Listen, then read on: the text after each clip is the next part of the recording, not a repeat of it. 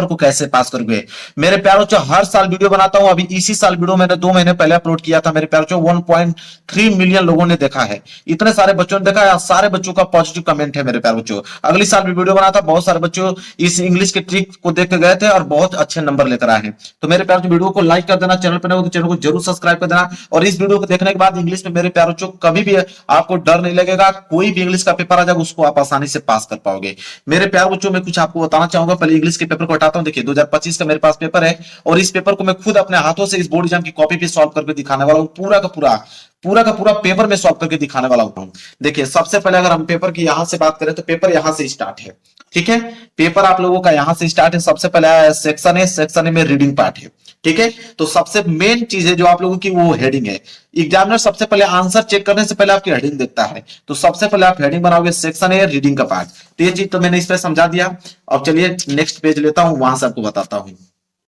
देखिए ये आप लोगों का पेज है मेरे प्यार बच्चों, जब आप लोगों को बोर्ड एग्जाम की कॉपी मिलेगी तो ये लाइनिंग आप लोगों का खींचा नहीं रहेगा, ये लाइनिंग खींचना पड़ेगा। तो सबसे पहले काम कीजिएगा कि स्केल की सहायता से आप पहले एक लाइनिंग खींच दीजिएगा, ठीक है। डबल लाइनिंग खींचेगा ताकि दिखने में आप लोगों को अच्छा लगे, ठीक है। मैं लाइनिंग ऑलरेडी खींचा हूं, फिर भी मैं इसको आप लोगों को बताने के लिए दोहरा देता हूं। देखिए लाइनिंग ऐसे आप लोगों को खींचना है।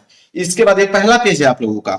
इसके बाद क्या करोगे कि सबसे पहले कॉर्नर में मेरे प्यारों बच्चों, यहाँ पे कॉर्नर में आप लिखोगे रोल नंबर, यहाँ कॉर्नर में लिखोगे आप रोल नंबर, अपना रोल नंबर जरूर से जरूर यहाँ पे डाल दीजिएगा हर एक पेज पे, ठीक है।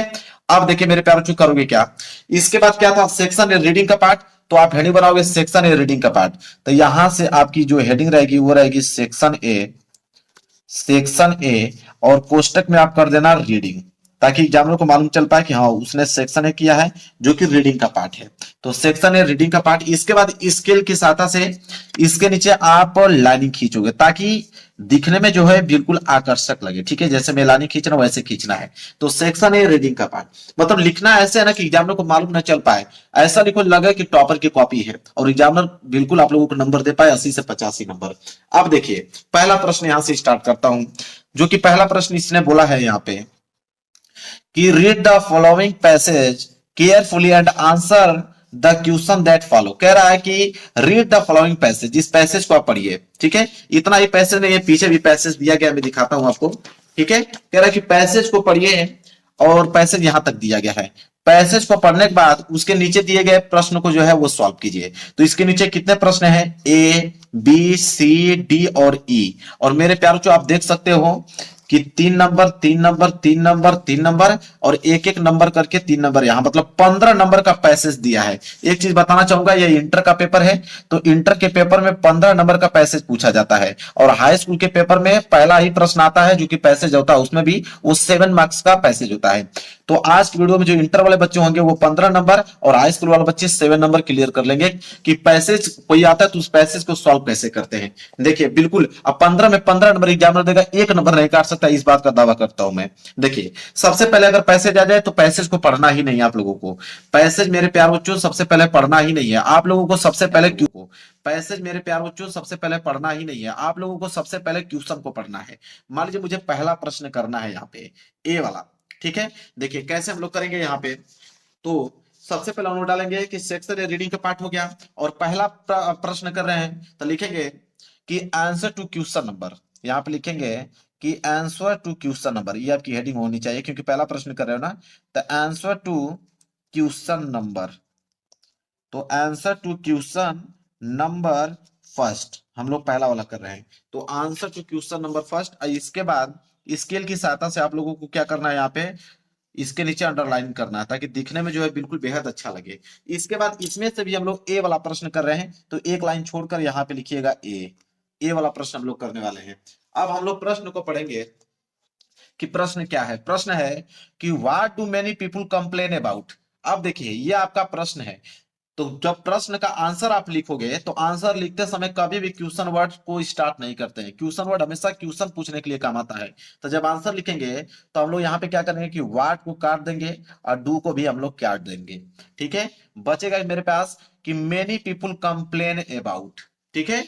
क्या बचेगा कि मेनी पीपुल कंप्लेन अबाउट। अब इसमें से देखिए मेनी पीपुल मेरे प्यार बच्चों, कंप्लेन अबाउट ये कीवर्ड है।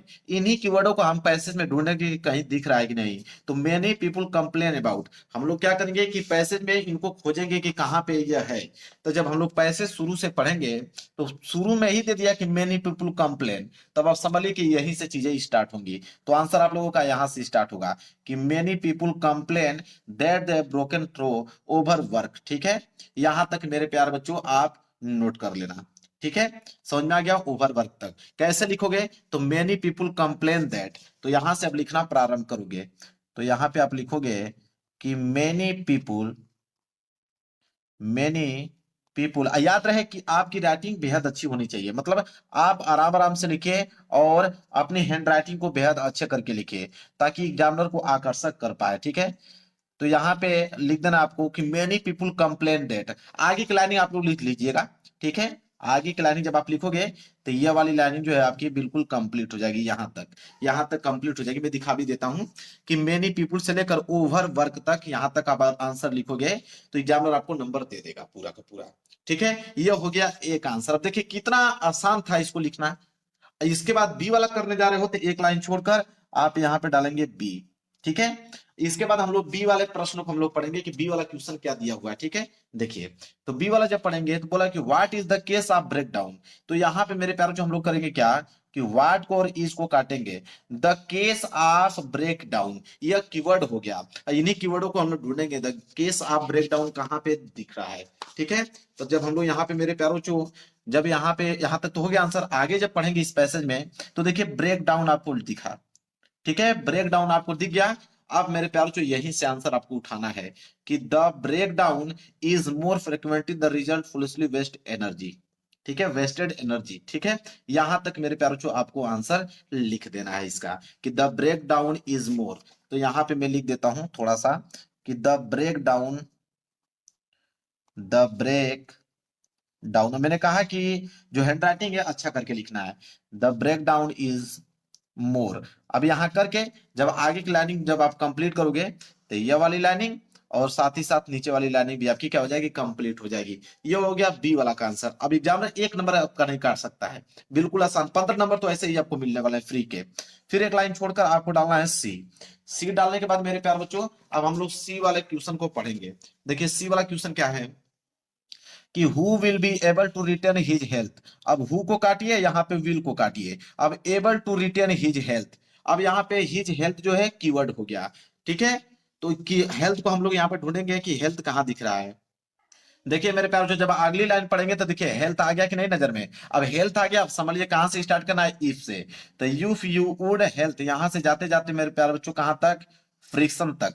आप यहां तक नोट कर देंगे, कहां तक, फ्रिक्शन तक नोट कर सकते हैं। या थोड़ा सा बढ़ाना चाहेंगे तो आप थोड़ा सा यहां तक मेरे प्यार बच्चों बढ़ा सकते हो, कोई दिक्कत नहीं है। एक दो वर्ड आप आगे बढ़ा सकते हो। तो इफ यू वुड। ठीक है, तो चलिए मैं थोड़ा सा लिख देता हूं यहाँ पे, क्या था, इफ यू वुड। ठीक है, ऐसे आप लोगों को लिख देना है। फिर सिक्योर हेल्थ, सिक्योर हेल्थ था तो सिक्योर हेल्थ यहां पे लिख के, और आगे की जो लाइनिंग है जब आप लिखोगे आगे की लाइनिंग तो ये वाली लाइनिंग भी मेरे प्यार बच्चों आपकी क्या हो जाएगी, कंप्लीट हो जाएगी। लो भाई सी वाला भी आंसर यहाँ पे कंप्लीट हो गया। डी वाला करने वाले में एक लाइन आपको गैप करना है, यहाँ पे डालना है डी।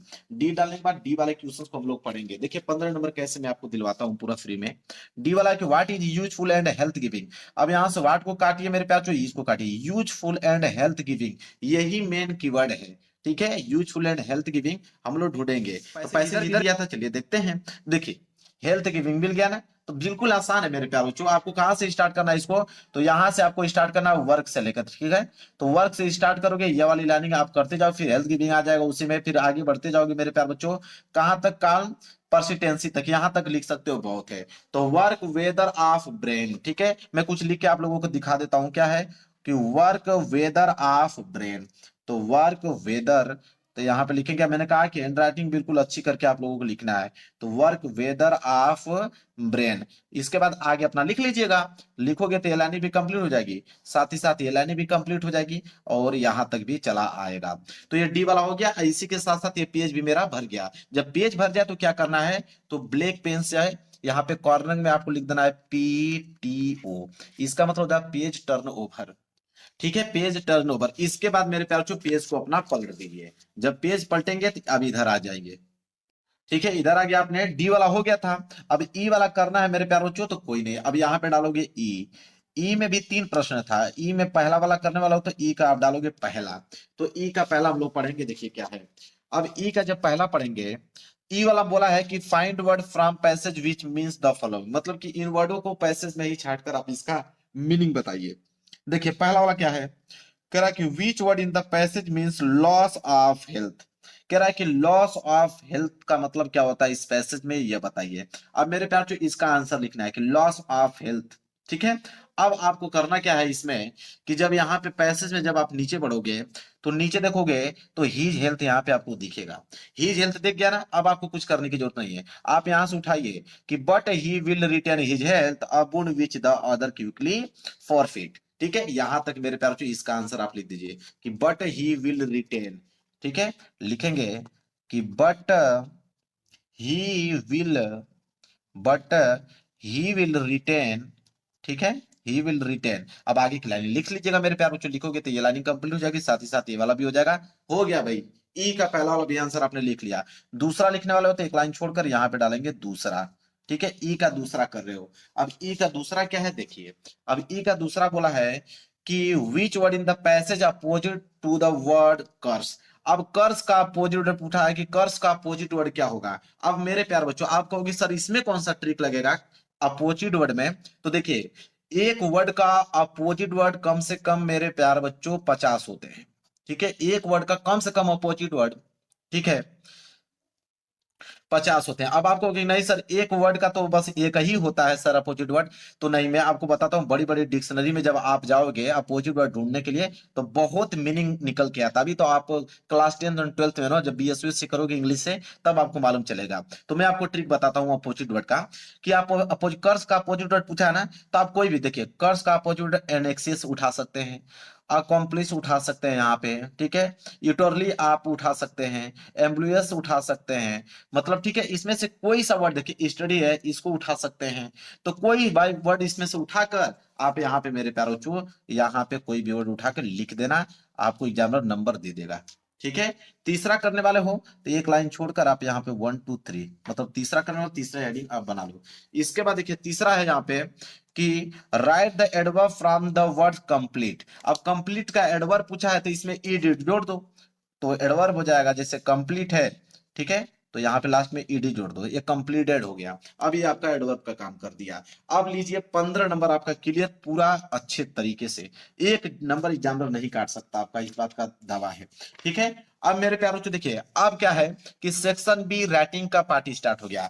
अब आप कहोगे कि सर यहाँ पे मेरे पास तो 3 4 लाइन इतना बचा है, क्या करें, कोई दिक्कत नहीं, इसको हटा दीजिए। जब भी आप कोई सेक्शन स्टार्ट कर रहे हो, अगर क्वेश्चन रहता तो मैं क्वेश्चन कर देता, लेकिन अब हम लोग सेक्शन बी कर रहे हैं ना, तो सेक्शन बी जब किया जाता है तो नए पेज से प्रारंभ किया जाता है।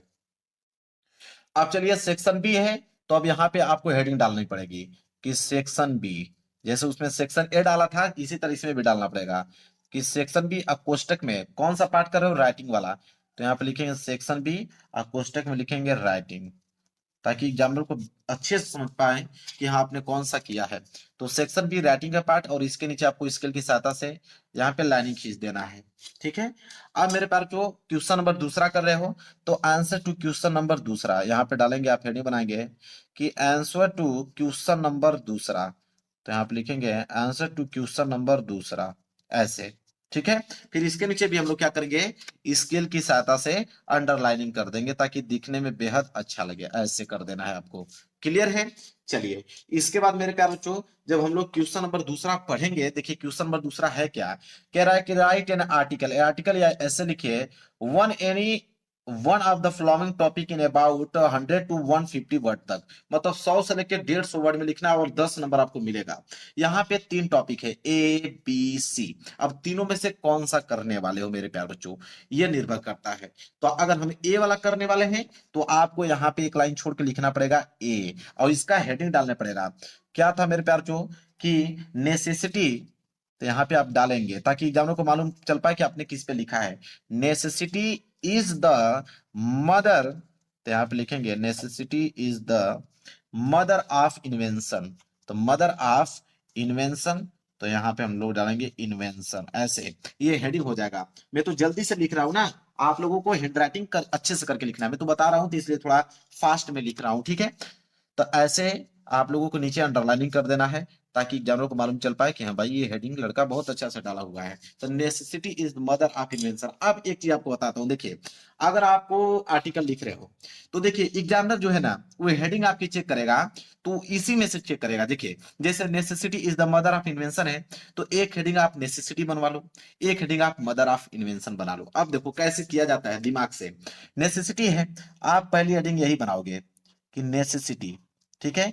पहली हेडिंग आप नेसेसिटी के बारे में बताओगे कि नेसेसिटी होता क्या है। अब आप कहोगे कि सर नेसेसिटी के बारे में हम लिखें क्या, मेरे पास तो वर्ड ही नहीं है, मैं अपने से बनाकर कैसे लिखूंगा। तो कोई नहीं, आपके पास पैसेज था ना, तो मान लीजिए कि नेसेसिटी आप में इसको लिखना है, तो इसी पैसेज में से मेरे प्यार, मान लीजिए यहां से आपने उठा दिया कि फ्रीड फ्रॉम ऑल एंजाइटी, ठीक है। तो यह वाली लाइनिंग जो है उठाकर पूरी की पूरी कहां तक लिखोगे, यहां तक, मतलब इसी वाले पैसेज को पूरा का पूरा उठाकर लिख दोगे यहीं पे। मेरे प्यार जो ये इंटर का पेपर है, हाई स्कूल का पैसेज, हाई स्कूल का पेपर रहता तो उसमें 3 पैसेज दिए होते हैं, तो उसमें किसी तरह भी घुमा फिरा के लिख सकते हो, लेकिन इंटर में ये कई पैसेज देता है। तो कहां तक, यहां तक मैंने बताया ना अभी। तो जहां तक अंडरलाइनिंग किया था, जब ये लिखोगे मेरे प्यारो चुनो, तो कम से कम 3-4 लाइनिंग आपकी यहां तक तो भरी जाएगी, बिल्कुल भर जाएगा, ठीक है। अब कहोगे मेरे प्यार जो अब क्या करें, तो एक लाइनिंग छोड़ के मदर ऑफ इन्वेंशन ये दूसरी हेडिंग डाल लो। ये दूसरी हेडिंग आप बना देना कि mother of invention, mother of invention, ठीक है। अब मेरे प्यारों आपको बताता हूं, अब क्या करोगे, इसके नीचे भी स्केल की सहायता से अंडरलाइन कर देना। अब मदर ऑफ इन्वेंशन में आप कौन सा वर्ड लिखोगे, तो वही काम करना है आपको, मैनेज करना पड़ेगा एक ही पैसे से। अन्यथा आप किसी भी क्वेश्चन का आंसर मालूम है तो उसमें आप इंक्लूड कर सकते हो, अगर नहीं मालूम है, भाई इंग्लिश में कुछ आता ही नहीं, तो अब तो पैसेज का ही सहारा लोगे। तो इसके बाद देखो इन द मेजोरिटी है ना, ये वाली लाइनिंग उठाओ, अब पूरा का पूरा यहां तक आप लिख दो, फ्रिक्शन तक, ठीक है। जब इसको लिखोगे तो मदर ऑफ इन्वेंशन वाली भी जो आप हेडिंग डाले हो, वो भी आपका कम से कम 3-4 लाइन में मेरे प्यारों जो कंप्लीट हो जाएगा, ठीक है। अब कहोगे कि सर अब तो इसमें हमने एक हेडिंग इसको बना दिया, एक हेडिंग इसको बना दिया, अब क्या हेडिंग बनाऊं। तो अब तो मुझे समझ नहीं आ रहा कि अब कौन सा हेडिंग बनाऊं। तो मेरे पास बहुत ऑप्शन है, देखिए अब आपको हेडिंग बनाना है ना, तो आप हेडिंग बना दीजिएगा मेरे प्यार बच्चों, इसी पैसेज में से आप हेडिंग बना सकते हो, ठीक है। कैसे, देखिए मान लीजिए कि इसी पैसेज में आप लिख सकते हो कि द वर्क, ठीक है, the work he said in hand, the work he said in hand. अब यहाँ पे एक चाहोगे तो हेडिंग आप ये वाली हेडिंग आप बना सकते हो, ठीक है। ब्लैक पेन से लिख लीजिएगा और फिर पैसेज में से उसका आंसर आप लिख सकते हैं। तो ऐसे 3-4 हेडिंग आप बनाकर आप, और ये क्वेश्चन भी आपका कंप्लीट हो गया, ठीक है। तो आर्टिकल समझ में आ गया। अब तीसरा प्रश्न है जो कि है लेटर। आर्टिकल ऐसे ही लिखना है आपको मेरे पास, अगर नहीं कुछ आता तो यही काम करोगे आप, मेरे पे विश्वास कीजिए 80 से 85 नंबर आपके बिल्कुल मिल जाएंगे, इस बात का दावा है। बस आप जो बता रहा हूं वैसे ही करना, अगर नहीं आता तो, जिसको आता होगा तो सही लिख देगा अपना, जिनको नहीं आता वो यही दिमाग लगाएंगे। आप देखिए तीसरा प्रश्न कर रहे हो लेटर, तो आप यहाँ पे डालोगे मेरे प्यारे बच्चों कि आंसर टू क्वेश्चन नंबर 3, तो यहाँ पे लिखोगे answer to question number 3, answer to question number 3, ठीक है। फिर इसके नीचे आप स्केल की सहायता से मेरे प्यारे क्या करोगे, अंडरलाइनिंग करोगे ताकि दिखने में जो है बेहद अच्छा लगे, ठीक है। ऐसे करना है। तो आंसर टू क्वेश्चन नंबर 3, अब 3 में मेरे प्यार बच्चों इसने बोला है कि write a letter to editor of a newspaper about the frequent breakdown electricity supply in your locality, ठीक है। अब यहाँ पे और करके अथवा करके एक और दिया कि अगर ये नहीं करना चाहते हो तो write a letter of divisional office post office in open और new branch of post office in your town, ठीक है। कह रहा दोनों में से कोई एक ही आपको करना है। मान लीजिए ऊपर वाला अगर आपको करना है, लेटर लिखना है, तो देखिए लेटर जब मेरे प्यारों को लिखना है, और वो भी लेटर मेरे प्यारों को न्यूज पेपर के लिए है, ठीक है। तो अगर न्यूज पेपर के लिए मैं ट्रिक बता देता हूं, एक सिंपल सा ट्रिक मेरे प्यारों, देखिए कोई भी लेटर में यूज हो जाएगा। देखो लेटर लिखने का तरीका क्या है, देखिए लेटर लिख रहे हो तो आप यहां लिखोगे मेरे प्यारों लेटर, ठीक है। लेटर लिख रहे हो, अब देखो लेटर में सबसे पहले मेरे प्यारों आप लिखोगे एड्रेस, ठीक है। सबसे पहले मेरे प्यारों लिखोगे एड्रेस। एड्रेस मेरे प्यारों सबको मालूम होता है। एड्रेस लिखने के बाद आप नीचे लिखोगे मेरे प्यारों डेट, ठीक है। एड्रेस लिखने के बाद आप लिखोगे डेट, ठीक है। अब देखिए समझिए, अब मेरे प्यार बच्चों यहाँ पे जो न्यूज पेपर है उसके जो मेन प्रबंधक होंगे या तो मैडम होंगे या तो सर होंगे।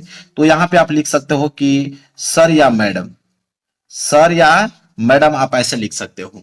इसके बाद लिखोगे कि एक लाइन यहाँ पे छोड़ कॉमा लगा देना, फिर लिखना कि मोस्ट रिस्पेक्टफुली। क्या लिखोगे? Most respectfully. ठीक है, ये बहुत अच्छा कीवर्ड है, मोस्ट रिस्पेक्टफुली। इसके बाद मेरे प्यार बच्चों, अगर आप न्यूज़पेपर को लिख रहे हो, ठीक है, कोई भी न्यूज़पेपर में अगर आपको देना है, संपादन करना है, तो एक लाइन आपको रटना पड़ेगा कि most respectfully through the column. देखिए ये लाइन आपको रटना ही पड़ेगा। ठीक है, थ्रो, ठीक है, थ्रो द कॉलम, देखो थ्रो द कॉलम